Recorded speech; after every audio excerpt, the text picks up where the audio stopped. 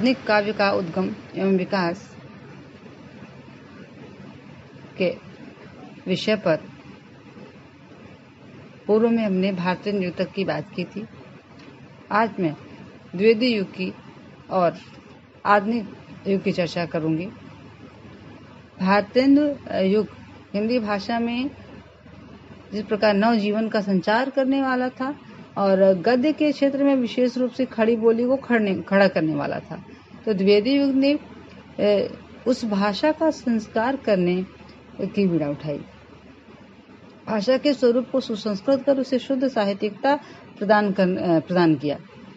इस प्रकार जन्म और संस्कार से परिपुष्ट खड़ी बोली इस काल की साहित्यिक भाषा के रूप में व्यवहृत होने लगी। भाषा के संस्कारकर्ता के रूप में द्विवेदी जी का नाम बड़े स्वर्णिम अक्षरों में लिखा जाता रहेगा, सदा सदा अमर रहेगा। उस युग की जो साहित्यिक विशेषताएं थीं या उस कालखंड की जो द्विवेदी युग का जो योगदान था वह क्या था कि उस समय हिंदी काव्य क्षेत्र में द्विवेदी जी ने जो क्रांतिकारी परिवर्तन किया वह भाषा को पूर्णतः परिष्कृत और परिमार्जित कर काव्य में नए नए सामयिक विषयों का समावेश किया और खड़ी बोली का जो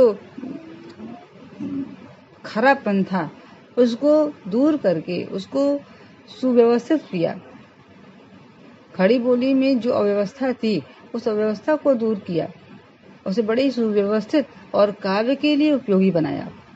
भाषा के परिष्कार के लिए द्विवेदी जी ने आजीवन परिश्रम किया और यही कारण है कि लोग खड़ी बोली का प्रयोग आज काव्य में करने लगे। द्विवेदी जी ने गद्य व पद्य दोनों क्षेत्रों में खड़ी बोली को अपनाने का आंदोलन चलाया। फलतः जो कवि जन भारतीय युग की इस मान्यता को भूल गए कि गद्य व पद्य की भाषा अलग अलग होनी चाहिए, पृथक पृथक होनी चाहिए। द्विवेदी जी ने खड़ी बोली को काव्य भाषा बनाने के साथ ही साथ सरस्वती पत्रिका का और उसे उच्च पद पर आसीन करने के लिए उन्होंने सरस्वती पत्रिका का संपादन किया। अतः खड़ी बोली को काव्य भाषा बनाना, उसका संस्कार करना और व्याकरण से नियंत्रित करना, यह द्विवेदी काल की मुख्य विशेषताएं मानी जा सकती हैं। उन्होंने भाषा संस्कार की दृष्टि से बहुत ही निबंध लिखे, आलोचनाएं लिखी, प्रत्यालोचनाएं की, अपवाद और विरोध भी सहा, लेकिन वह अपने संकल्प पर अडिग रहे और भाषा का संस्कार करके छोड़ा। द्विवेदी जी ने अनेक लेखक और कवि उत्पन्न किए। मैथिली शरण गुप्त द्विवेदी जी के परम भक्त और अनुयायी थे और उन्हीं की प्रेरणा प्राप्त करके उन्होंने हिंदी साहित्य को खड़ी बोली की अनन्य काव्य भेंट किए हैं। हरिऔध जी, रामचंद्र त्रिपाठी जी, श्यामनारायण पांडे, ठाकुर गोपाल शरण सिंह, अनूप सिंह जी, रामचरित उपाध्याय, गुरु भक्त सिंह भक्त, ये सब द्विवेदी युग के प्रमुख कवि हैं। इन्होंने अनेक प्रबंध काव्य प्रस्तुत किए, जिसे हिंदी खड़ी बोली का जो भंडार था वो पूर्णतः भर गया। इस काल की प्रसिद्ध काव्य प्रियप्रवास, वैदेही वनवास, जयद्रथ वध, पंचवटी, सिद्धराज, साकेत, यशोधरा, हल्दी घाटी, नूरजहां आदि हैं जो खड़ी बोली की अनुपम निधि हैं।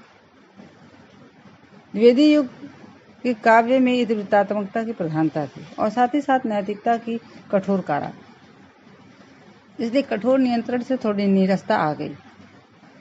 कवि कुछ उपदेश परक बन गए। कविता में तुकबंदी का आधिक्य था।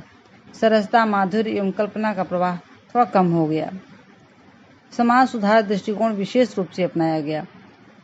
काव्य के विषय के रूप में इन्हीं समाज सुधार संबंधी तथा नीतिपरक विषयों का आधिपत्य रहा। इस युग के कवियों ने विधवा विवाह, बाल विवाह, दहेज, दीन दुखियों की दशा का कारुणिक एवं मार्मिक चित्रण, भारत महिमा, स्वाधीनता, समाज की कुरीतियों आदि के विषय में ही अधिक रचनाएं की। गुप्त जी की भारत भारती इस युग की प्रतीक है।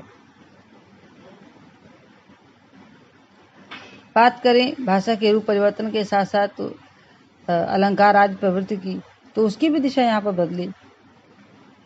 काव्य भाषा के रूप में खड़ी बोली का जब प्रचलन हुआ तो अलंकार आदि का नियमित, सीमित एवं सहज प्रयोग हुआ।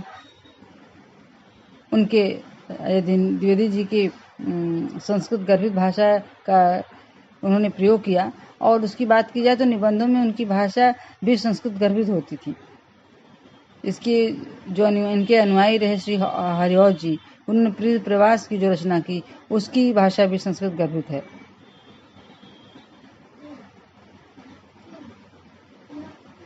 रीतिकाल की अब आगे बात करते हैं कि रीतिकाल की श्रृंगारिकता का स्थान इस युग की ऋतुतात्मकता ने ले लिया। पहले भी इसकी बात की जा चुकी है। काव्य में कल्पना को अधिक महत्व नहीं दिया गया। नैतिकता का विशेष आग्रह ने कविता को नीरस एवं शुष्क उपदेशपरक बना दिया था।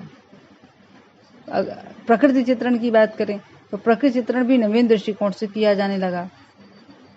उद्दीपन के रूप में नहीं, नैतिकता का उपदेश देने के लिए भी नवीन परिधान में प्रकट हुई कविता। संस्कृत के अनेक छंदों का प्रयोग हिंदी काव्य में चल पड़ा। कितने ही नवीन शब्दों का प्रचलन आरंभ हुआ। इस युग में भावुकता और कल्पना की थोड़ी कमी थी।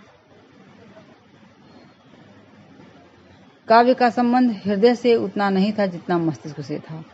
अतएव इस युग की रचनाओं में भावों की अनेक रूपता के स्थान पर शुष्क विचारों का बाहुल्य अधिक था। इस युग के कवियों में पहले के कवियों से अधिक उदारता, देशभक्ति और राष्ट्रीयता की भावना थी। काव्य में जनजीवन का ही अधिक चित्रण था। अतः इस युग का काव्य जनजीवन के अधिक समृद्ध था। अब बात करते हैं आधुनिक युग की। आधुनिक युग का जो बीजारोपण था वो द्विवेदी युग में गुप्त जी आदि प्रमुख कवियों के द्वारा हो चुका था, और इसका जो विकास प्रसाद जी की अलौकिक अप्रतिम प्रतिभा के द्वारा हुआ। अतः इस युग को हम एक प्रकार से प्रसाद युग भी कहते हैं। द्विवेदी युग में नैतिकता और संकीर्ण दृष्टिकोण के फलस्वरूप काव्य क्षेत्र में प्रेम आदि कोमल भावनाओं का बहिष्कार सा हो गया था, और यह बात कुछ कवियों को उस समय भी खटकी थी। पर प्रसाद जैसे प्रतिभा संपन्न कवि के लिए यह बंधन जो था वह असह्य था। उन्होंने द्विवेदी युग की इतवृत्तात्मकता का जो प्रतिक्रियात्मक स्वरूप तैयार किया वह छायावाद की नींव डाल दी। पंत, निराला, महादेव वर्मा आदि से उन्हें अपने मार्ग में पूर्ण सहयोग मिला। फलतः इस युग का काव्य नैतिकता के बंधनों को तोड़कर स्वच्छंद गति से छायावाद की दिशा में मुड़ गया। इस छायावाद ने काव्य क्षेत्र में युगांतर उपस्थित कर दिया। प्रकृति का मानवीकरण किया गया, उसको मानव जीवन की चिरसंगनी के रूप में देखा गया। उषा, छाया, वन, पर्वत, नदी, मेघ, समुद्र आदि प्राकृतिक उपकरणों एवं नाना दृश्यों और व्यापारों का आश्रय लेते हुए सूक्ष्म अनुभूतियों की वंदना की जाने लगी। इसी युग में कविंद्र रविंद्र की गीतांजलि से प्रभावित होकर कवियों का ध्यान रहस्यवाद की ओर भी गया। जीव और ब्रह्म से एक लाभ की व्याकुलता आदि की सुंदर व्यंजना की जाने लगी।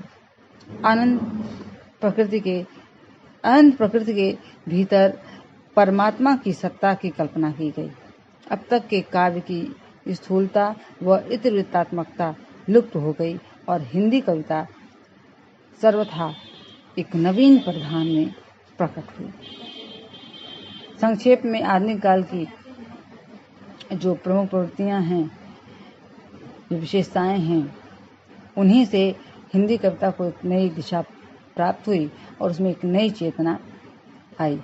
भाव पक्ष को काव्य में जितनी प्रधानता दी गई, कला पक्ष को उतना महत्व न मिल सका। आधुनिक प्रवृत्तियों में आगे चला आता है प्रकृतिवाद, प्रयोगवाद, तमामवाद। इनकी चर्चा हम आगे भी करेंगे। अपने अन्य व्याख्यान में उसकी चर्चा की जाएगी। अभी के लिए धन्यवाद।